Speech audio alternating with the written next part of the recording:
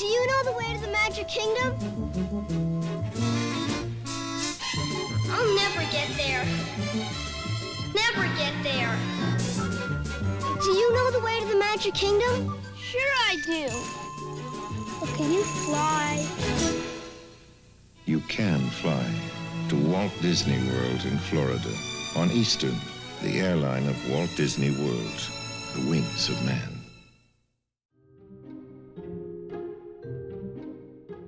When you visit the Magic Kingdom today, one of its staple attractions is Buzz Lightyear's Space Ranger Spin, which opened in 1998. As an omnimover that allows riders to hit targets using on-ride blasters and spins with the pulling of a joystick, it has become a park favorite among visitors, even if often considered a lower-tier attraction.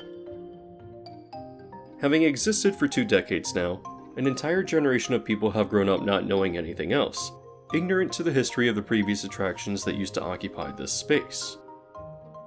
The story of these unique but bizarre rides begins with Eastern Airlines, which would partner with Disney to become the official airline of Walt Disney World to coincide with the opening of the Magic Kingdom in October of 1971. On opening, Tomorrowland was in desperate need of attractions, opening only with the Grand Prix Raceway as its one singular ride. The following month, the 1960 Disneyland Circle Vision 360 film, America the Beautiful, opened as well. From there, Flight to the Moon would continue to help alleviating this issue by opening in December, but Tomorrowland was still quite underbuilt.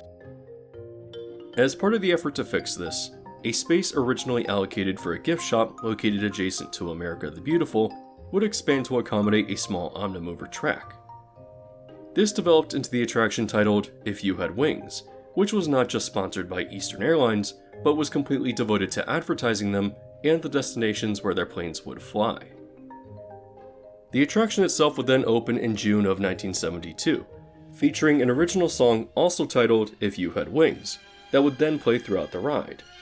And this is where our journey begins. If you had wings, you could do many things. You could widen your world if you had wings. If you had wings, had wings, had wings. If you had wings, had wings.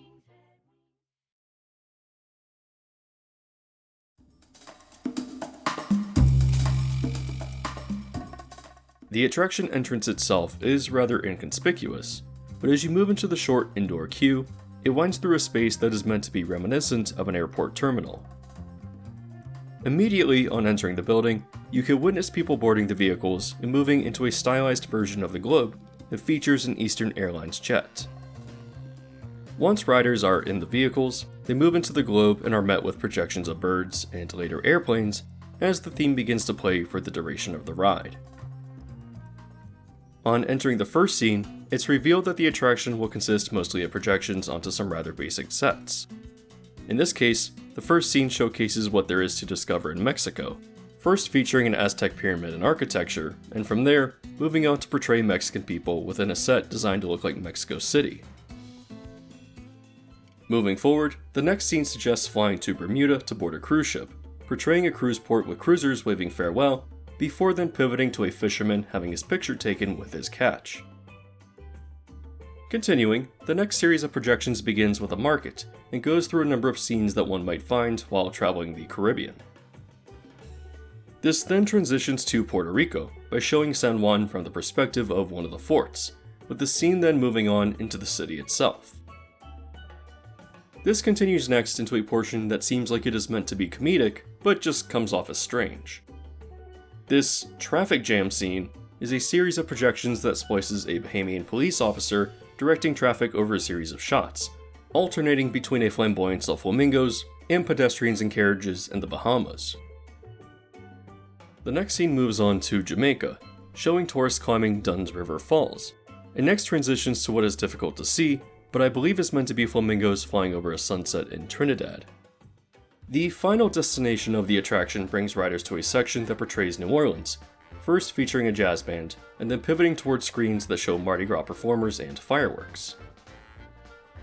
From this point, the ride enters a tunnel with a wraparound screen, cutting between a number of scenes that depict a number of methods of transportation. During this portion, the track was slightly elevated, and wind effects were blown towards the riders to simulate moving at high speed. Once exiting the tunnel, the vehicles move through a short scene that depicts flying over mountains, using mirrors to make the projections seem much larger. Finally, turning the corner, riders encounter more bird and plane projections in a similar manner to the beginning, and finally reach the unload station themed to a terminal where they disembark. Close to the exit was a desk where Eastern would station agents who could help book future flights. If You Had Wings is one of those strange attractions that wasn't particularly popular, yet sticks in many people's minds because of how quirky and unusual it was. While the majority of attractions in the Magic Kingdom were on the tiered ticket system, this ride was also notable for being free to ride, as it essentially existed as a giant advertisement. While often forgotten among other Disney projects, If You Had Wings was actually quite influential. It pioneered certain elements, such as the dimensional projections being flanked by sets, which would later be found in Epcot's El Rio del Tiempo in the Mexico Pavilion. The speed tunnel would also work as a proof of concept, which was then later adopted by World of Motion. If you're familiar with Journey Through Inner Space, or if you've watched my video on it, you might notice that despite the different themes, these attractions almost exist as parallels with one another.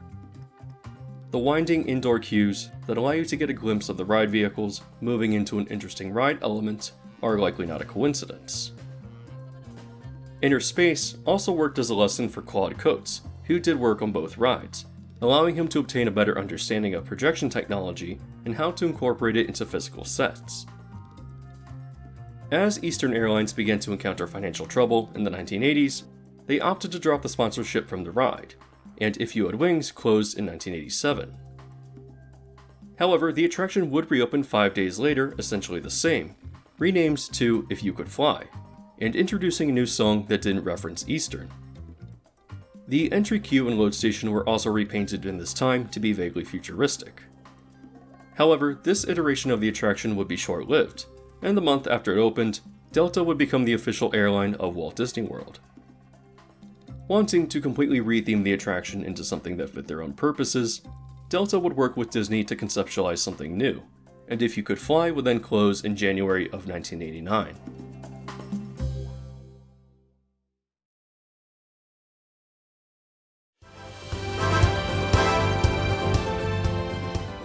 Only 4 months after the closure of If You Could Fly, Delta Dreamflight would open quickly in June, completely retheming the attraction, but otherwise keeping the ride track exactly the same.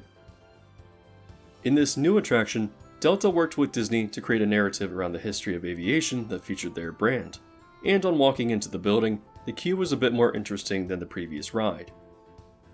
It still took place inside a boarding terminal, but this time was designed to give the illusion that riders would be boarding an actual Delta jet, using the actual front of a 767 to do so. The queue itself was expanded to be a bit more spacious, featuring posters of various destinations, and as guests moved through, they would eventually step onto a boarding bridge into the plane, which would then reveal the load platform. Notable here is the interesting mural, depicting what I believe is Delta planes from around the mid-20th century. Once you're seated in the vehicle, the first scene in your journey of flight has the vehicle revolving around a rotating storybook, showing a man hanging from a glider, followed by a fictional flying machine, and finally concluding with a hot air balloon. Rounding the bend, the ride vehicle shifts forward and takes riders through a stylized depiction of an early 20th century air show on a farm. The planes themselves seem to be fictional designs for the sake of comedy, but the scene is still quite interesting. Next, the ride moves past a large screen that portrays a daring wing walker secured to the top of a biplane as it performs stunts. The video itself is pretty lengthy, with the projection transitioning into different scenes. Once you reach the end of this segment, the vehicles enter into the era of air travel, moving past the terminal where a sound cue indicates that riders will be boarding the Global Clipper. Riders then emerge out into this atmospheric scene, where they see travelers overlooking a stormy San Francisco Bay as they get ready to board the Clipper, and this then transitions into the plane itself, where riders can witness the luxury of first-class dining. The music changes, and riders now move past a Japanese garden in Tokyo, where a man in a suit is met by locals.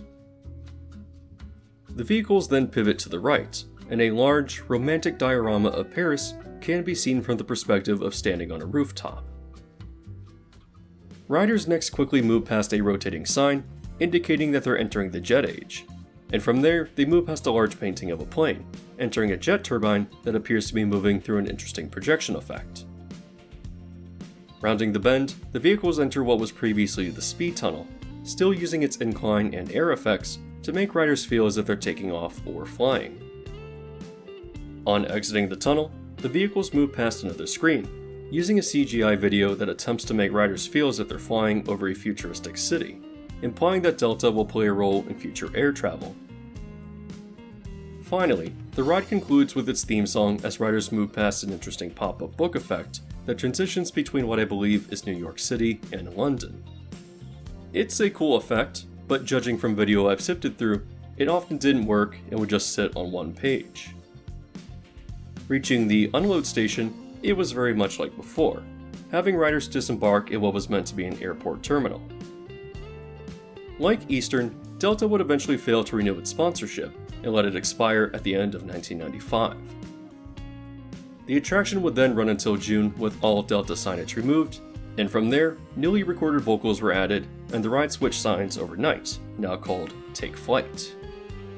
This ride would be short-lived though, as it would then close in January of 1998.